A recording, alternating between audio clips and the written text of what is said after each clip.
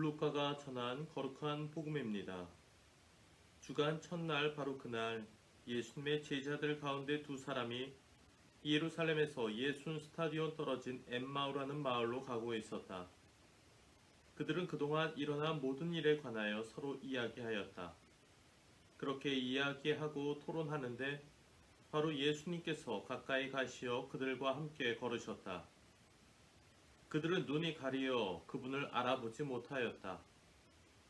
예수님께서 그들에게 걸어가면서 무슨 말을 서로 주고받느냐 하고 물으시자 그들은 침통한 표정을 한 채 멈추어 섰다.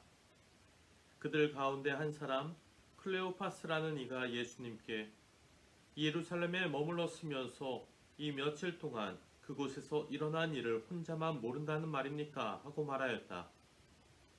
예수님께서 무슨 일이냐 하시자 그들이 그분께 말하였다.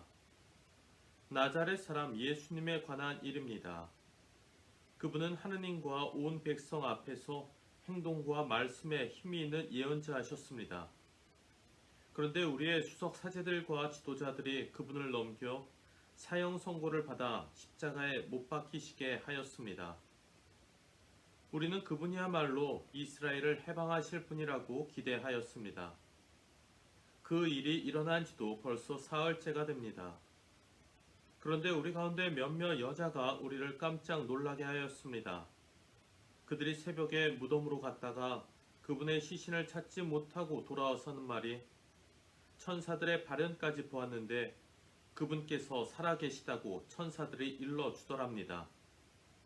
그래서 우리 동료 몇 사람이 무덤에 가서 보니 그 여자들이 말한 그대로였고 그분은 보지 못하였습니다.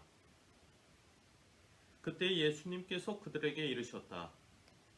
아, 어리석은 자들아, 예언자들이 말한 모든 것을 믿는 데에 마음이 어찌 이리 굼뜨냐. 그리스도는 그러한 고난을 겪고서 자기의 영광 속에 들어가야 하는 것이 아니냐. 그리고 이어서 모세와 모든 예언자로부터 시작하여 성경 전체에 걸쳐 당신에 관한 기록들을 그들에게 설명해 주셨다. 그들이 찾아가던 마을에 가까이 이르렀을 때 예수님께서는 더 멀리 가려고 하시는 듯 하였다. 그러자 그들은 저희와 함께 묵으십시오. 저녁 때가 되어 가고 날도 이미 저물었습니다. 하며 그분을 붙들었다. 그래서 예수님께서는 그들과 함께 묵으시려고 그 집에 들어가셨다. 그들과 함께 식탁에 앉으셨을 때 예수님께서는 빵을 들고 찬미를 드리신 다음 그것을 떼어 그들에게 나누어 주셨다. 그러자 그들의 눈이 열려 예수님을 알아보았다. 그러나 그분께서는 그들에게서 사라지셨다. 그들은 서로 말하였다. 길에서 우리에게 말씀하실 때나 성경을 풀이해 주실 때 속에서 우리 마음이 타오르지 않았던가? 그들은 곧바로 일어나 예루살렘으로 돌아가 보니 11 제자와 동료들이 모여 정녕 주님께서 되살아나시어 시몬에게 나타나셨다 하고 말하고 있었다. 그들도 길에서 겪은 일과 빵을 떼실 때 그분을 알아보게 된 일을 이야기해 주었다. 주님의 말씀입니다. 그리스도님 찬미합니다. 참 예수님, 오늘은 부활 8일 축제의 수요일입니다. 오늘 복음은 엠마오로 가던 두 제자에게 부활하신 주님께서 나타나신 이야기를 전해주고 있습니다. 엠마오라는 마을이 나오는데요. 이 도시의 이름은 오늘날뿐 아니라 과거 자료에도 어디에도 그 지명을 찾아볼 수가 없기 때문에 정확히 그 위치가 어디인지는 현재도 지목하기가 어렵습니다. 근데 복음서에서는 예순 스타디온 떨어진 곳에 있었다라고 말하죠. 60 스타디온은 약 10에서 11km 정도의 거리입니다. 아마도 예루살렘 서북 방향에 위치한 오늘날 쿠베베라는 도시가 있는데 그 근방을 가리켰던 게 아닐까 추정합니다. 두 제자가 나오는데 그중 한 사람의 이름이 나오죠. 클레오파스입니다. 당연히 12제자 중에는 그런 이름을 가진 사람이 없었습니다.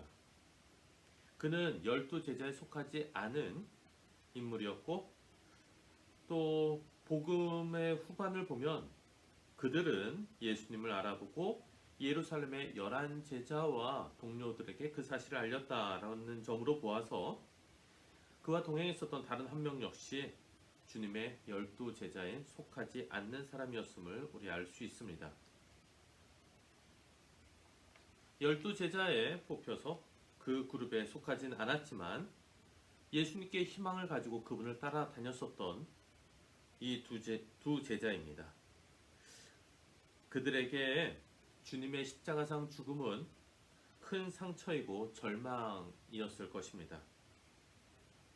혹시나 하는 기대를 가지고 주님을 따르기 시작했고, 때로는 확신에 가까울 만큼까지도 됐었는데, 역시나 우리에게는 그러한 메시아가 아직 오지 않았구나 라면서 끝나버린 그들의 주님을 따라가는 길이었다라고 할 수 있겠습니다. 그들은 예수님의 십자가 죽음을 통해서 실망과 슬픔에 침통해 있었습니다.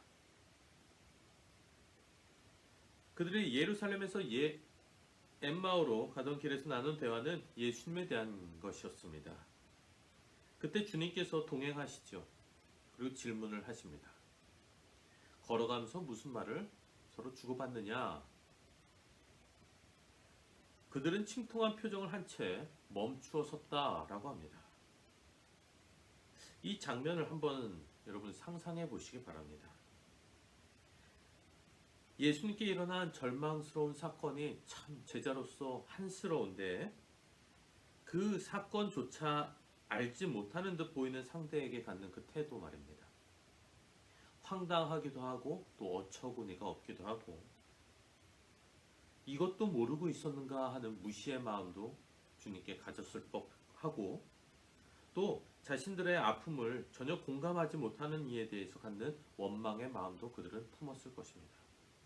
무척 복잡 다단하지만 분명 부정적인 마음이었다라는 것이죠.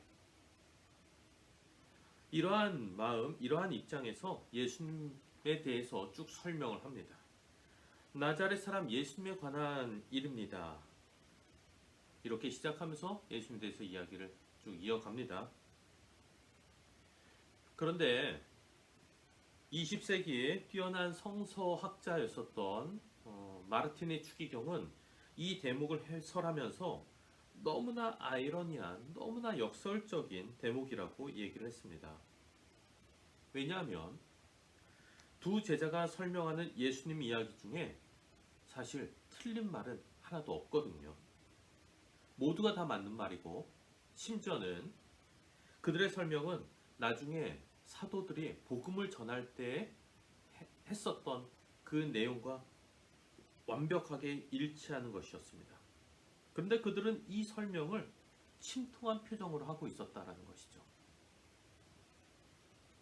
복음의 내용은 알고 있지만 복음의 참 기쁨을 누리지 못하는 불행한 신앙인의 모습이 여기에 나오고 있습니다. 예수님께서는 구약의 예언자들의 이야기를 쭉 해주시면서 당신에 관한 신비를 설명해 주셨습니다. 예수님의 설명을 들었던 그 제자들은 무척 신기하고 황홀하면서 또 슬픔이 기쁨으로 바뀌는 체험을 했습니다. 예수님과 이야기를 나누고 그 이야기를 듣는 것이 얼마나 기뻤던지, 멀리 가시려는 듯 보이는 예수님을 저희와 함께 묵으십시오 하고 주님을 초대했습니다. 그리고 복음 후반에 나옵니다만, 길에서 우리에게 말씀하실 때나 성경을 풀이해 주실 때 속에서 우리 마음이 타오르지 않았던가 하고 경탄하기도 했습니다. 그 두 제자가 예수님을 알아보게 된 순간은 함께 식탁에 앉아 빵을 나눌 때였다고 합니다. 그때 그들의 눈이 열려 예수님을 알아보았다. 하지만 그 순간 예수님께서는 그들에게서 사라지셨다. 예수님은 이제 그들의 눈에 육신적으로는 사라지셨지만 주님께서는 분명하게 그들 마음에 자리하시게 되었습니다. 그렇게 그 제자들의 신앙은 확고해졌습니다. 엠마오로 가던 두 제자의 깨달음의 여정에는 말씀과 식사라는 두 요소가 자리하고 있습니다. 그래서 많은 이들은 예수님의 이야기를 듣는 과정을 말씀 전례로, 또 함께 식탁에서 빵을 나눈 것을 성찬 전례로 이해하면서 이 복음 내용이 미사의 예형이라고 설명하였습니다. 말씀과 성찬을 통해 예수님을 알아보고 그분과 일치를 이루는 복된 체험을 두 제자가 그리스도인들의 희망으로서 보여주었다는 것이죠. 그들은 곧바로 일어나 예루살렘으로 돌아가 이 사실을 알립니다. 저녁 식사 자리에서 박차고 일어나서 달렸으니 아마 그 시간은 밤중이었을 것입니다. 그리고 예루살렘까지는 적어도 2시간가량은 놀람과 다급함, 설렘과 벅참을 안고 내달렸을 것입니다. 그리고 도착한 예루살렘에서 그곳에서 역시 주님의 발현이 있었다라는 소식을 들으면서 더욱 황홀한 영적 체험을 했을 것입니다. 부활 시기, 특히 부활 8일 축제는 이렇듯 전혀 기대치 않았었던 주님의 부활로 기뻐 용약하는 때입니다. 우리는 여전히 공동체 미사를 재개하고 있지 못합니다만 그분 주님의 부활의 은총은 분명 우리 각자에게 분명히 내리고 있습니다. 내리쬐는 따스한 봄 햇살처럼 주님의 은총이 우리 각자에게 내린다라는 사실을 기억하면서 희망을 잃지 않고 살아가는 우리들이 되면 좋겠습니다. 그리고 끝으로 한 가지 더 말씀드리면 어제 4월 14일 화요일부터 우리 성당 대성전 문을 개방을 했습니다. 그곳에서 미사는 아직 드려지지 못합니다만 신자분들 개인적으로 오셔서 침묵 기도할 수 있는 그 성체조배 할 수 있는 자리를 마련했으니 많은 교우분들 또 오셔서 기도하시기 바랍니다. 감사합니다.